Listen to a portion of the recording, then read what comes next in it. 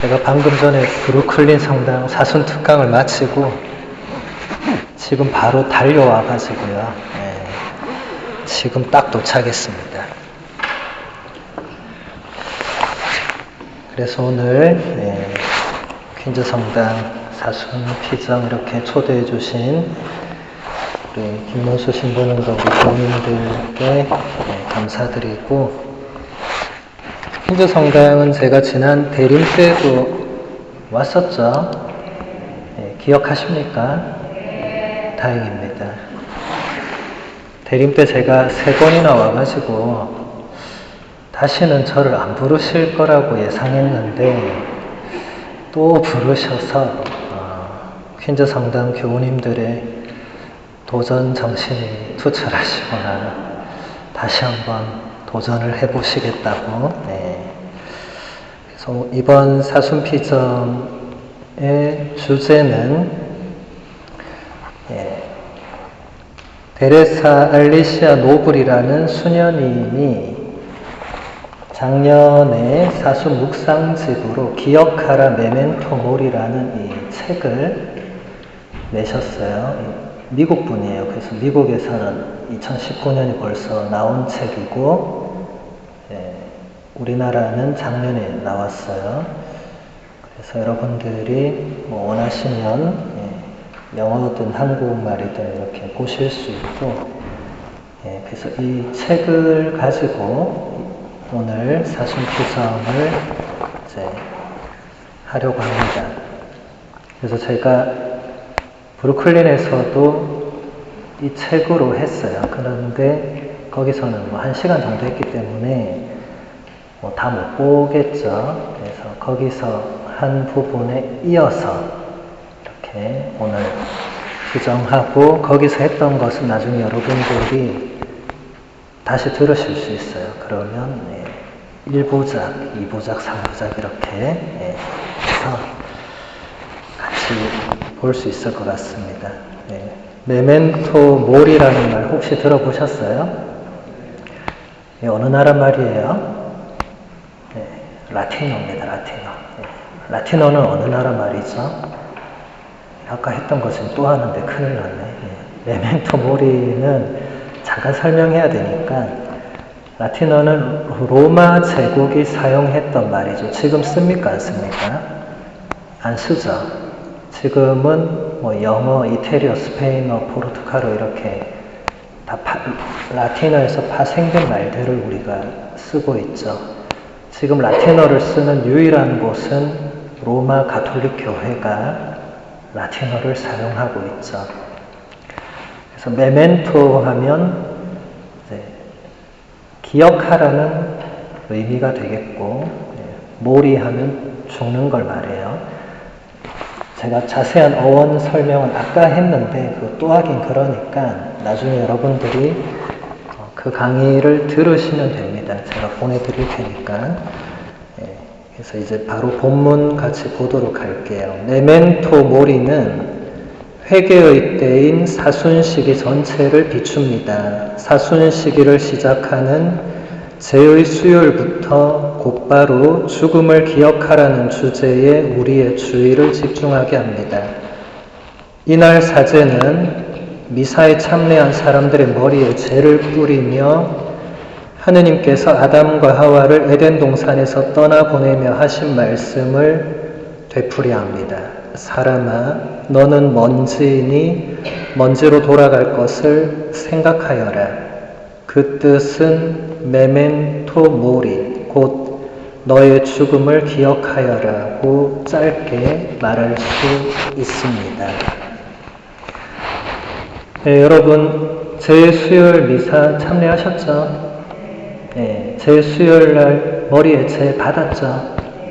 그때 신부님이 사람아, 너는 먼지이니 먼지로 돌아갈 것을 생각하여라, 혹은 회개하고 복음을 믿어라 하면서 여러분 머리에 죄를 얹어줍니다.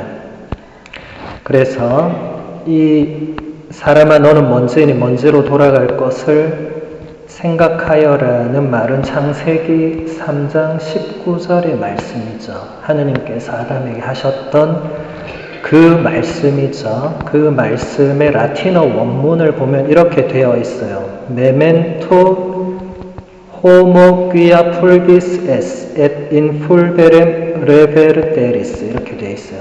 뭐 뒤에까지는 다 여러분들 모르셔도 되고 여기서 첫 문장이 메멘토 이렇게 되어 있어요. 예, 메멘토. 그리고 뒤에는 사람이 결국은 먼지로 돌아간다. 이렇게 한 문장으로 하면 몰이 이렇게 되는 거죠. 너는 죽을 거다. 그것을 생각해라. 기억해라. 떠올려라. 그 말입니다. 그래서 메멘토 하면 이게 라틴어 명령형의 미래 시제가 돼요.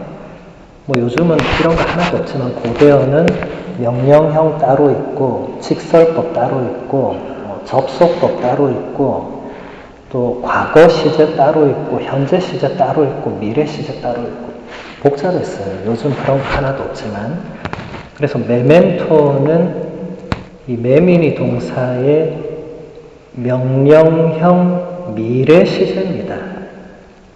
아까도 설명했지만 명령형 현재는 지금 하라는 거죠.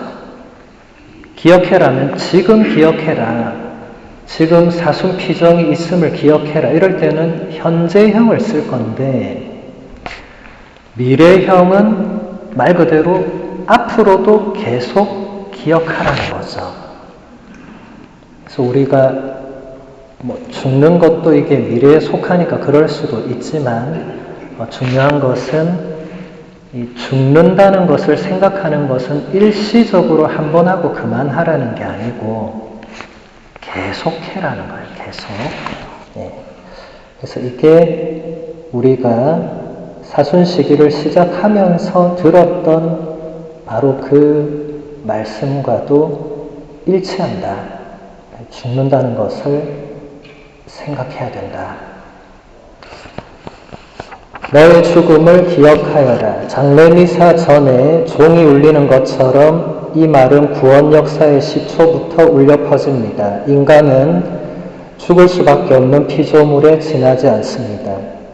하느님은 생성된 우주 안에 있는 어떤 한 존재가 아니라 존재 그 자체이십니다. 모든 사람은 오직 하느님이 생명이시기 때문에 생명을 지니는 것입니다. 죄의 수요일은 우리가 먼지나 죄에 지나지 않으므로 구세주가 필요하다는 것을 기억하게 해줍니다. 우리를 죽음에서 구원하실 수 있는 유일한 분은 애당초 우리에게 생명을 주신 분밖에 없기에 우리에게는 구세주가 필요합니다. 생명 자체이신 예수 그리스도는 우리의 궁극적이며 유일한 희망입니다. 네, 우리는 죽을 수밖에 없는 피조물입니다.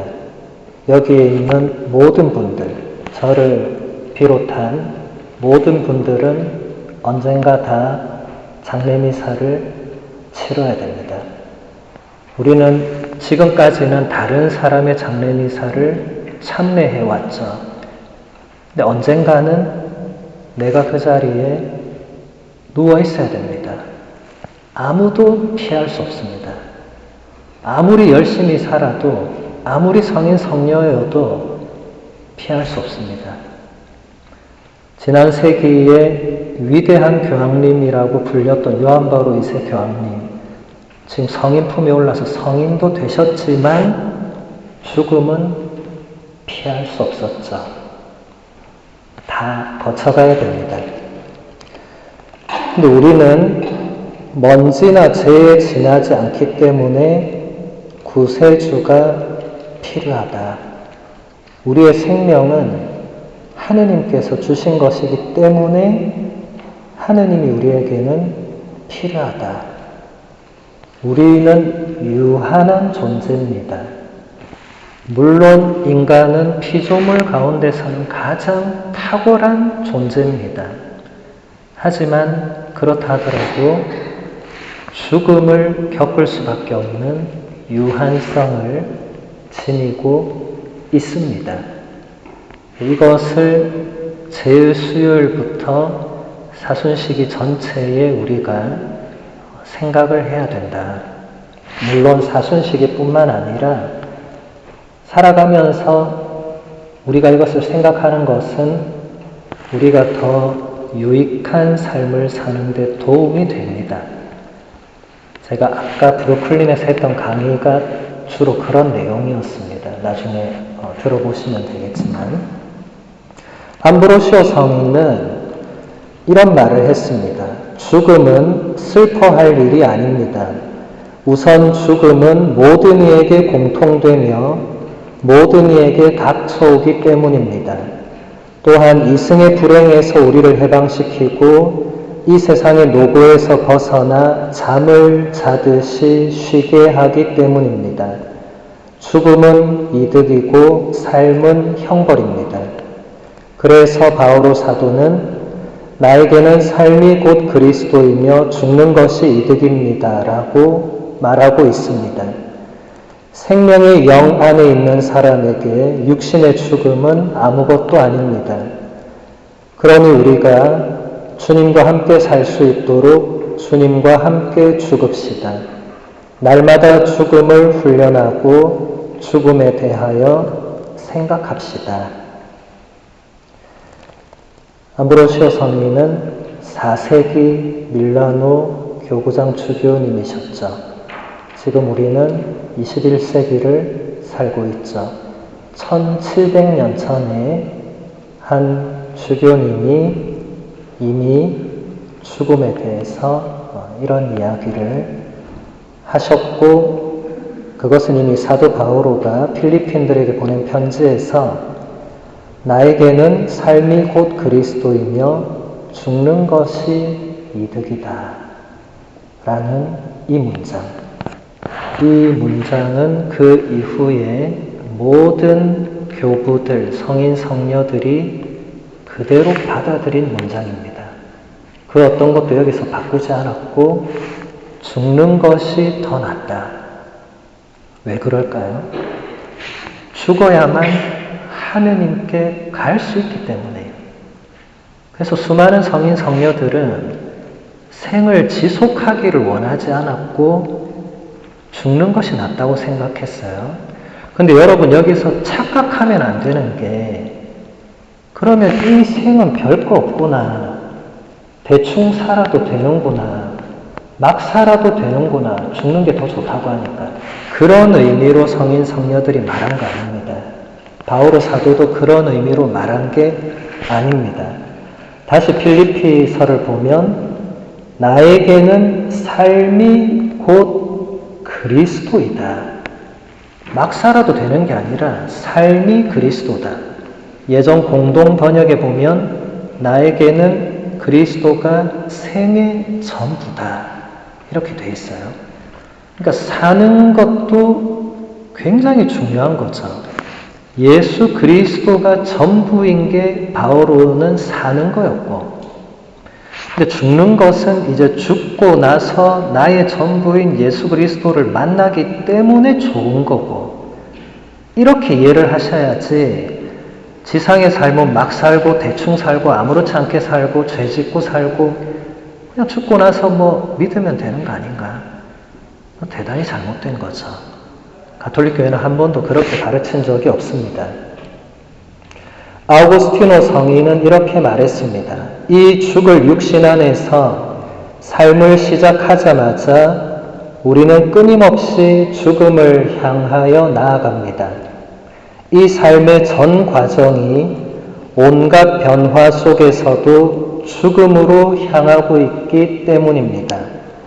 작년보다 올해, 오늘보다 내일, 어제보다 오늘, 지금보다 잠시 후에 죽음에 더 가까워지지 않는 사람은 아무도 없습니다.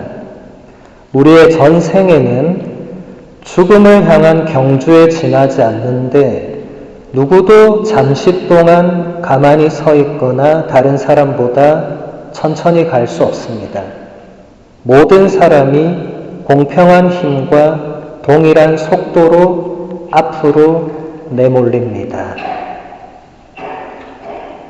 아우구스티노 성인은 이게 신국론이란 작품인데 뭐 특별한 얘기하는 게 아니고 죽음은 모든 사람에게 똑같이 온다. 뭐 이 얘기하는 거죠. 다 아는 얘기 또 하는 거죠. 그런데 다 아는 얘기를 왜 또 하는가에 주목을 해야 되겠죠. 다 아는데 왜 하는가? 누가 모르나 죽는 거 다 생각할 건데 왜 또 하는가? 왜? 성인 성녀들이라고 해서 생명의 가치를 소중히 여기지 않았거나 자기 목숨을 귀하게 여기지 않았거나 죽음을 두려워하지 않았거나 그런 사람 없습니다. 인간적으로 누구나 다 자기 목숨이 가장 소중하고 자기 생명이 가장 중요하고 죽는 것은 두렵습니다. 왜냐하면 죽어본 사람이 이 자리에 아무도 없기 때문에 두렵죠. 경험을 못 해봤잖아요. 듣기는 많이 듣고 보기는 누가 먼저 가는 걸 보기는 많이 봤는데 이 성전에서 장례미사 많이 참여했는데 바로 이 자리에 관이 놓여 있는 거 많이 봤는데 내가 거기 아직 누워본 적이 없기 때문에 잘 모르니까 두렵죠.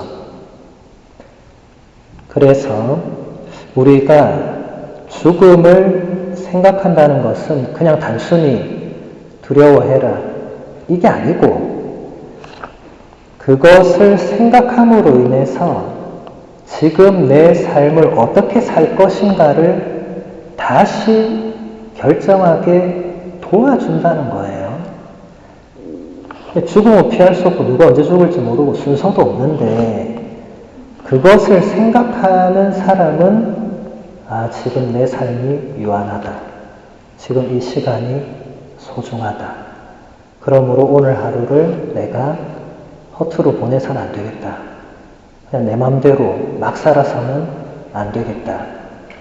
이렇게 생각의 전환이 일어날 수 있고 죽음에 대해서 전혀 생각하지 않는 사람은 마치 내일은 없는 듯이 살거든요. 술을 먹어도 오늘 죽을 듯이 술을 먹어요. 네. 그렇게 사는 사람들이 뭐 간혹 그럴 수 있겠지만 맨날 그렇게 하면 사는 걸 제대로 살 수가 없어요. 여러분 뭔가 우리 인간의 자유에 책임과 한계가 없으면 그 자유가 올바로 갈 수 없습니다. 막 가는 거예요. 사람들 다 자기 하고 싶은 대로 놔두면 세상은 무질서해집니다. 그러면 자유가 거기서 의미가 사라지게 되죠. 그래서 우리가 우리의 죽음을 생각한다는 것, 제가 아까 많은 시간을 이 죽음이라는 단어를 거부하지 않는 것에 대해서 설명을 많이 했어요. 왜냐하면 한국 사람들은 죽음이란 단어 자체를 좀 멀리하고 터부시하고 금기시하고 누가 그런 말 하면 얘는 재수없게 왜 그런 말을 해? 막 이렇게 얘기를 하죠. 그런데 사실 우리 가톨릭 교회는 2000년 내내 죽음에 대해서 얘기했고 우리 스승이신 예수님은 죽으셨고 계속 죽는다는 얘기를 살았을 때도 계속 하셔서 제자들이 왜 저러시나 할 정도로 그랬고 그 이후에 많은 성인 성녀들도 죽음에 대해서 계속 얘기를 해왔습니다. 그래서 우리가 죽음에 대해서 이런 자리 아니면 이런 얘기를 하기가 어려워요. 살아있는 사람이 죽음에 대한 얘기를 하지 않죠. 그래서 제가 오늘 조금 우리에게 낯설고 먼 주제일 수 있는 이걸 들고 온 건데 이것도 지금 제가 제 맘대로 얘기하는 게 아니라 책을 가지고 근데 이 책도 테레사 수녀님이 본인 마음대로 쓴 게 아니라 다 성경과 교부들, 성인, 성녀들의 말씀을 가지고 죽음을 기억하는 게 어떤 의미가 있는지, 그리고 그게 왜 중요한지 그런 얘기를 하시는 거예요. 계속 본문을 보면 이렇게 수녀님이 얘기합니다. 하느님의 사랑은 결코 변하지 않지만 우리는 변하기 쉽습니다. 우리는 하느님이 필요하다는 것을 잊어버리고 마치 구세주가 필요 없는 것처럼 살아갑니다. 하느님의 도우심을 청하는 기도를 시작하고서도 이건 나 혼자서도 할 수 있다고 생각합니다. 어쩌면 필사적일 때가 아니면 기도할 생각조차 하지 않는지도 모릅니다. 그 또한 믿음이라기보다는 미심적인 절박함에서 나오는 행동일 수 있습니다. 슬픈 현실은 때로 우리가 하느님의 선하심을 믿기보다 스스로의 힘을 더 믿는다는 것입니다. 그러나 우리가 스스로 서 있을 수 있다는 믿음은 신화입니다. 우리는 스스로 충족할 수 없습니다. 우리는 구세주를 필요로 하는 죄인입니다. 하느님 이외에 그 누구도 우리 죄를 이겨내고 천국에 이르게 하는 은총을 줄 수가 없습니다. 하느님의 사랑은 결코 변하지 않는다. 이런 말은 아마 많이 들어보셨을 거예요. 그 말을 얼마나 가슴속에 품고 사시는지는 잘 모르겠지만 많이 들었을 거예요. 프란치스코 교황님이 2013년 3월에 교황님이 되시고 나서 교황 즉위 미사란 걸 하거든요. 그때 강론에서 이런 말씀을 하셨어요. 하느님께서는 우리를 용서하시는 데에 결코 지치지 않으십니다. 오히려 우리가 하느님의 자비를 청하는 데에 지쳐버립니다. 그리스도께서는 우리에게 다른 이들을 77번 용서하라고 말씀하시고 몸소 모범을 보여주셨습니다. 예수님께서는 우리를 77번 용서하십니다. 그분께서는 매번 우리를 당신 어깨에 짊어지십니다. 이 무한하고 확고한 사랑으로 우리가 받은 존엄은 그 누구도 빼앗아 갈 수 없습니다. 예수님께서는 결코 실망시키지 않으시고 언제나 우리의 기쁨을 되찾아 주시는 온유함으로 우리가 고개를 들고 다시 시작할 수 있도록 이끌어 주십니다. 예수님의 부활에서 도망가지 맙시다. 무슨 일이 있어도 결코 포기하지 맙시다. 굉장히 감동적이죠. 교황님이 교황 직무를 시작하면서 이런 말씀을 하셨고 이 말씀을 당신의 첫 번째 권고인 복음의 기쁨에 그대로 수록했습니다. 하느님은 우리를 용서하시는데 결코 지치지 않으신다. 오히려 우리가 하느님의 자비를 청하는 데에 지쳐버린다. 교황님의 이 말씀과 지금 데레사 수녀님 말은 똑같죠. 하느님의 사랑은 결코 변하지 않지만 우리는 변하기가 쉽다. 그리고 데레사 수녀님이 여기서 중요한 것을 지적하는데 우리는 하느님 없이 나 혼자 힘으로 뭔가를 할 수 있다고 착각한다. 기도는 하느님 도와주세요 해놓고는 자기 힘으로 뭘 막 하려고 한다고. 이거 굉장히 중요한 지적이에요. 열심한 신앙인들도 빠져있는 위험입니다. 열심한 신앙인일수록 열심히 신앙생활을 하는데 기도는 하나님 도와주세요 하고 하는 거는 기도 내용대로 안 하는 거예요. 하나님 도와주세요 해놓고 자기가 하는 거예요. 그럼 하느님이 도와주려고 하다가 얘가 알아서 혼자 사네. 안 도와주시는데 우리가 우리 힘으로 이걸 잘 하느냐? 그렇지 않다는 거예요. 근데 많은 사람들이 이것을 착각하는 수가 있어요. 여러분도 한번 잘 생각해 보셔야 돼요. 여러분이 지금 하고 있는 신앙과 관련된 모든 일들을 하느님의 도우심으로 내가 하고 있는지 아니면 그냥 내 힘으로 열심히 하고 있는지 생각해 봐야 됩니다. 내 힘으로 열심히 하고 있다고 생각하는 사람들은 내가 잘하고 있다고 생각할 수밖에 없어요. 그러면 문제가 뭐냐? 나는 잘하고 있는데 못하고 있는 남이 보이거든요. 쟤는 엉망이야. 이랬던 사람들이 바리사이들이었습니다. 바리사이들. 여러분, 어제 복음이 기억 안 나시겠지만 어제 복음에서 예수님이 바리사이와 세리의 기도를 얘기하셨어요. 바리사이는 이렇게 기도했고 세리는 이렇게 기도했고 아마 다 아실 거예요. 루카복음 18장에 나오는 내용이니까.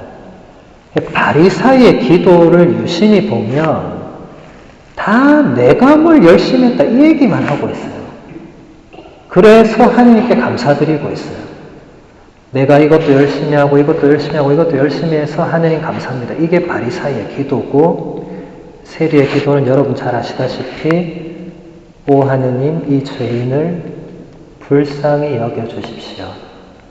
우리 아까 미사 때 바쳤던 자비송 그 문구죠. 예수님은 바리사이가 아니라 세리가 의롭게 되어서 집으로 돌아갔다고 했습니다. 바리사이의 기도가 문제가 있다는 거예요. 바리사이가 그 열심히 살았던 게 문제가 아니고 기도 내용을 보면 문제가 드러나는데 자기 힘으로 다 했다는 거예요. 좀 속된 말로 지 잘났다는 거예요. 하느님의 은총과 도우심으로 된 게 아니고 내가 열심히 해서 여기까지 온 거예요. 위험한 겁니다. 여러분 이 시대에도 바리사이들이 없을 것 같죠? 바리사이라는 이름 달고 다니는 사람은 없지만 바리사이처럼 생각하고 말하고 행동하는 사람들은 여전히 존재합니다. 누군지 모르죠. 근데 다른 사람 볼 거 없이 자신을 봐야 됩니다. 우리는 이런 얘기하면 꼭 누구를 떠올려요. 아, 그 사람. 지금 신부님이 그 사람 말하는구나. 이렇게 떠올려요. 본인을 봐야 됩니다. 본인을. 딴 사람은 중요하지 않아요. 나를 보고 나서 옆 사람을 봐야지. 아, 그래, 맞아. 그 사람 진짜 바리사이 같아. 그럼 자기는 세리예요? 아닙니다. 하느님 보시기에는 다 바리사이 드릴 수 있겠죠. 여러분, 세리의 기도는 쉽게 나오는 거 아닙니다. 미사 때는 우리가 할 수 없이 그냥 자비송 하지만 세리가 그냥 쉽게 내뱉은 말 아니에요. 세리는 자기 죄를 알았기 때문에 성전 안으로 들어올 엄두를 못 냈습니다. 여러분 성전 들어올 때 당당하게 들어옵니까? 들어올 엄두를 못 내고 들어옵니까? 대부분 아주 당당하게 들어와서 내 자리에 탁 앉을 거예요. 내가 정해놓은 자리 있을 거예요. 지금 여러분 앉은 자리가 아마 자기 자리일 거예요. 안 바뀔 거예요. 누가 거기 앉으면 성질낼 거예요. 왜 제가 내 자리에 앉았지? 이러면서. 그게 원래 여러분 자리였습니까? 아니죠. 여러분 하느님의 이 제단 앞에 나오는데 그토록 자신 있고 합당합니까? 모르죠. 몰라야 되는데 아무렇지 않게 들어오는 것은 그 바리사이입니다. 바리사이. 제가 이런 말 한다고 해서 또 여러분들 내일부터 저 입구에 우르르 모여있고 이렇게 하면 또 김문수 신부님이 아니 또 장신부 무슨 얘기 있길래 신자들이 들어올 생각을 안 하나 이러면 곤란하고 그러려는 게 아니고 여러분 성전 입구에 성수대가 왜 이렇게 있어요? 성전 들어가기 전에 한번 생각해 보라는 거 아니겠어요? 여러분 성수 찍고 그냥 들어갑니까? 아니죠. 뭐 해요? 성수기도 해야 되잖아요. 성수기도 왜 하는 거예요? 하느님의 집에 들어가는데 내가 합당하지 않다는 것을 표시하는 거죠. 여러분, 물론 우리가 팬데믹 때는 성수기도를 못했죠. 감염의 위험 때문에 안 했죠. 근데 지금 다 하죠. 여러분, 성전을 그냥 들어오는 거 아니죠. 여긴 거룩한 곳이죠. 내 안에 거룩함을 어기는 혹은 내가 그러지 못한 뭔가를 정화시키고 들어와야 되겠죠. 막 들어와서 내 자리에 앉는 거 아니죠. 성수는 정화의 은총을 가져다 주죠. 그래서 하는 겁니다. 여러분, 우리가 가톨릭 교회 안에서 하는 모든 것은 아무리 사소해 보이는 거라도 그냥 사소한 게 아닙니다. 의미가 있어요. 의미를 여러분들이 알고 해야 됩니다. 모르고 하면, 왜 하는지도 모르고 하면 아무 의미가 없겠죠. 그러다 보면 해도 그만, 안 해도 그만이 되겠죠. 그러다 보면 안 하겠죠. 그러다 보면 안 해도 아무렇지도 않겠죠. 그러다 보면 하느님 없이 그냥 살아도 아무렇지도 않게 되겠죠. 그런 분들 많을 겁니다. 그래서 여러분들이 내 힘으로 뭔가를 할 수 있다는 생각이 들 때, 아, 내가 지금 영적인 교만의 위험에 놓여 있구나 라고 생각하면 정답입니다. 이제 그런 생각하면 그렇게 안 가면 됩니다. 근데 문제는 우리가 그런 생각을 건너뛰고 바로 바리사이들의 길을 가는 게 문제가 있죠. 여기에는 그 누구도 자유로울 수 없습니다. 우리 사제 수도자들도 자유롭지 않아요. 누구든지 바리사이처럼 생각하고 말하고 행동할 수 있는 위험에 놓여 있습니다. 왜냐하면 특히 열심한 사람들이 이걸 조심해야 돼요. 안 열심한 사람은 별로 그런 쪽으로는 위험에 빠지지 않아요. 별로 안 열심하기 때문에. 근데 열심한 사람은 열심히 하는 그 이유와 목적이 있거든요. 그리고 사람이 내가 열심히 하면 뭔가 보상을 바라는 또 심리가 있어요. 심리학적으로. 내가 이만큼 했으니까 이 정도는 받겠지. 여러분, 복음서에 보면 예수님이 포도밭 주인의 비유 이야기할 때 아침 9시에 일꾼을 써서 하루 종일 일하고, 근데 어떤 사람은 낮 12시에 와서 하루 종일 일하고, 어떤 사람은 오후 5시부터 와서 잠깐 일했는데 6시 땡 하고 이제 품삯을 주는데 아침 9시 온 사람도 뭐 10불, 근데 12시 온 사람도 10불, 5시 온 사람도 10불 이렇게 주는 거예요. 그러니까 9시에 와서 일한 사람이 너무 열받는 거예요. 아니, 나는 9시부터 와서 지금 하루 종일 이때 앞에서 일했는데 어떻게 1시간 일한 쟤하고 나하고 똑같은 걸 주느냐. 예수님 뭐라고 했습니까? 내 맘이다. 내가 너한테 10불 주고 쟤한테 10불 주고 그건 내 맘이다. 내가 너한테 처음부터 10불 준다고 해서 네가 오케이 안 했냐. 난 쟤한테도 10불 준다고 했다고. 지금 이 얘기는 열심한 사람이 들으면 굉장히 분노하고 억울해하고 열받을 일이에요. 근데 여러분도 여기서 조심해야 될 게, 나 이제 열심히 안 해. 이런 사람 있어요. 나 안 해 이제. 이런 분들이 있어요. 왜냐하면 잘못 받아들이는 거예요. 열심히 하면 뭐하나? 똑같을 건데. 그 얘기가 아닙니다.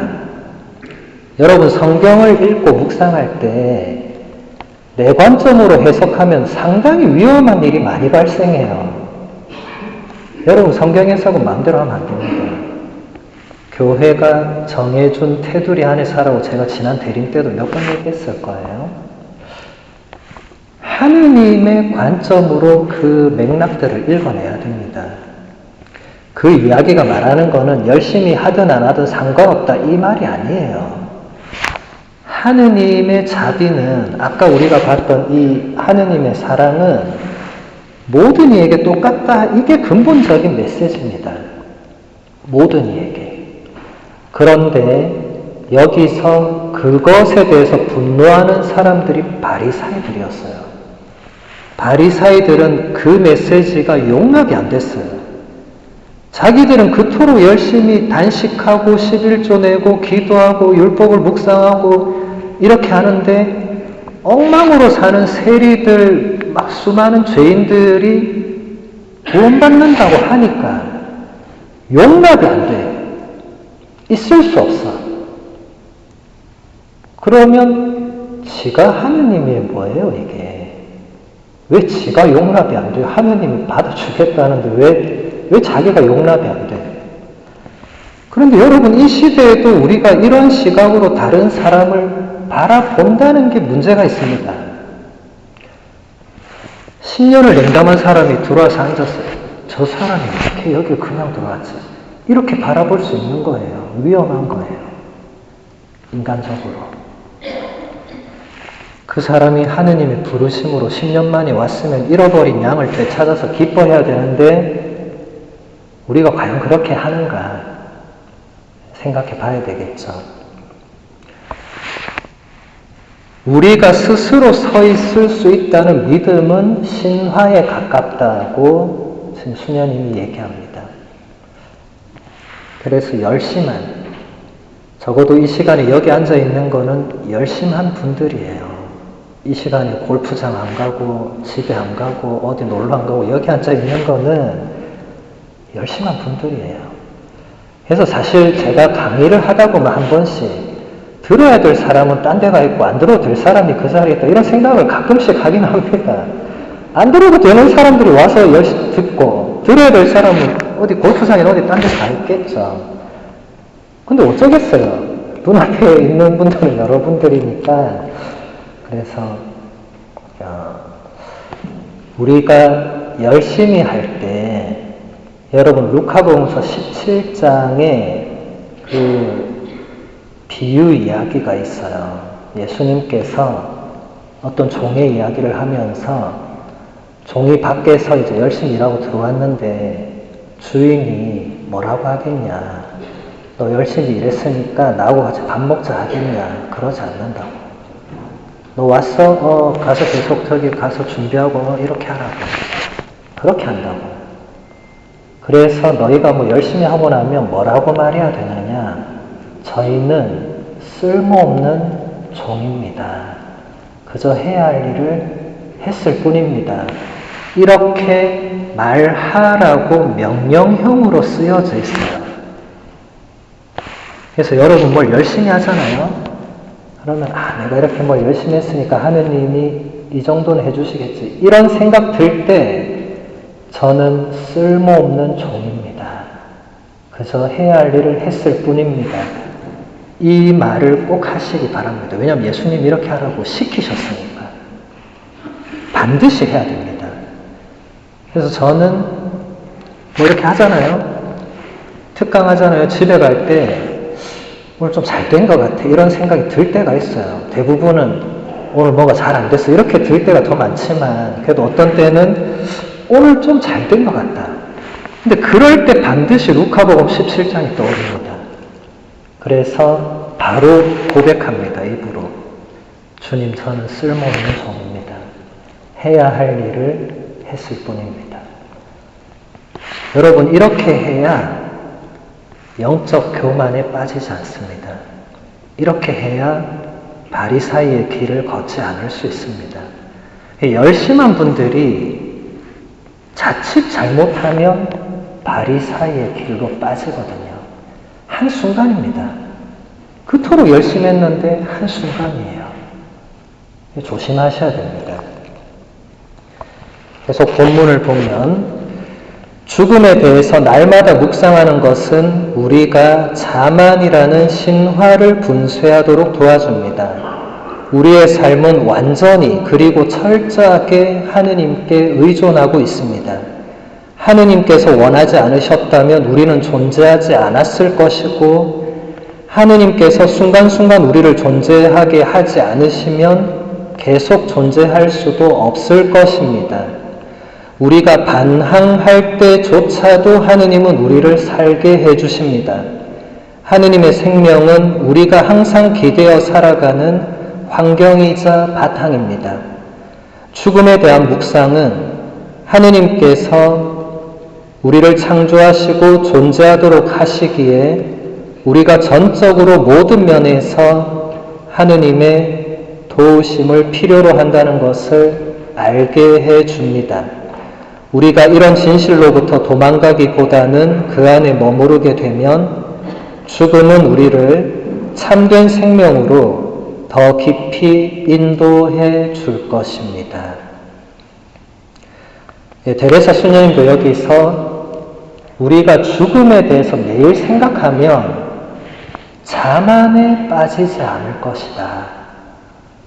여러분, 자만, 교만, 허영 이런 게 위험하거든요.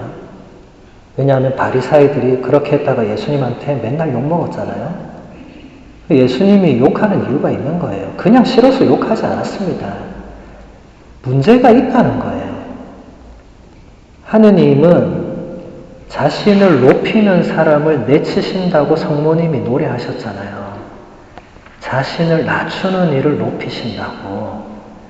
예수님도 바리사이와 세리의 기도 끝에 그렇게 말씀하셨잖아요. 누구든지 자신을 높이면 낮아지고 자신을 낮추면 높아질 거라고. 그럼 우리는 자신을 낮춰야 되는데 우리가 그렇게 안 한다고. 자꾸 높이려고 한다고. 자꾸 높은 자리에 앉으려고 장마 피우려고 하고 밑에서 힘든 일을 하는 거 아무도 안 하려고 한다고. 주방에 아무도 안 가려고 한다고. 그럼 전부 다 높은 사람들 가지고 전부 다 앉아있으면 일이 돌아가겠어요? 그럼 결국 누군가가 허드렛이라고 힘든 사람은 또 욕 나오겠죠. 아유, 뭐 다 같이 늙어가고 다 같은 처지에 누구는 저기 앉아있고 나는 여기서 이렇게 하고 있고. 그게 잘 돌아가는 겁니까? 아니죠. 그렇게 돌아가는 것은 의미가 없습니다. 우리가 교만, 자만, 허영 이런 것에서 자유로울 수 있는 사람은 아무도 없어요. 왜냐하면 제가 아까도 얘기했지만 조금 열심히 하면 내가 뭔가 좀 잘하고 있는 것 같은 착각에 빠집니다. 또 주위를 딱 이렇게 둘러보면 안 열심한 사람들이 꼭 눈에 보이거든요. 그러면 나는 그래도 쟤보단 낫다. 이 대단히 위험한 생각이에요. 그래서 저는 항상 어디 가서 특강할 때 비교하려면 성인 성녀들하고 비교해라. 그렇게 얘기합니다. 옆에 있는 사람하고 비교하지 말고 마더 데레사 성녀하고 비교해라. 프란치스코 성인하고 비교해라. 그렇게 해서 내가 뭐가 지금 부족한지를 체크해야지 옆에 하고 그거는 안 되는 거예요. 비교 대상을 잘못 택한 거예요. 물론 비교는 안 하는 게 가장 좋은데 자꾸 비교하고 싶다면 성인, 성녀 한 명을 택해서 비교하면 좋습니다. 죽음은 프란치스코 살레시오 성인이 했던 말을 한번 볼게요. 죽음은 무시무시한 것입니다. 그러나 하느님의 자비가 주시는 무덤 너머의 삶은 아주 바람직한 것입니다. 하느님께 대한 신뢰를 결코 잃어서는 안 됩니다. 비록 우리가 죄인이지만 뉘우치고 행실을 고치고 예수 그리스도께 희망을 둔다면 자비로우신 하느님께서는 기꺼이 우리를 용서하실 것입니다. 하느님의 아드님께서 죽음을 겪으셨기 때문에 죽음은 더 이상 수치스러운 것이 아니라 영광스러운 것이 되었습니다. 그렇기 때문에 복되신 동정녀와 모든 성인 성녀들은 스스로 원하셔서 십자가에 못 박히신 구세주를 따라서 죽는 것이 이득이라고 생각했습니다.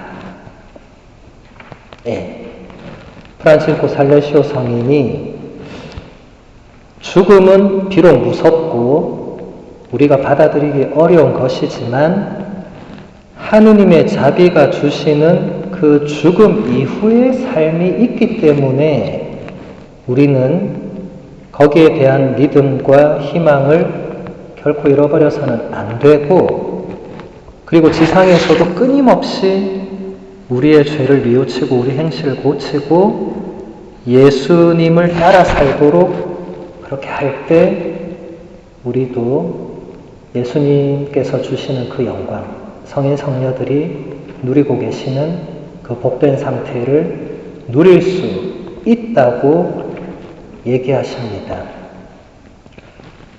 지금 여러분들 상태를 보니까 죽음에 직면하는 상태가 된 것 같아요.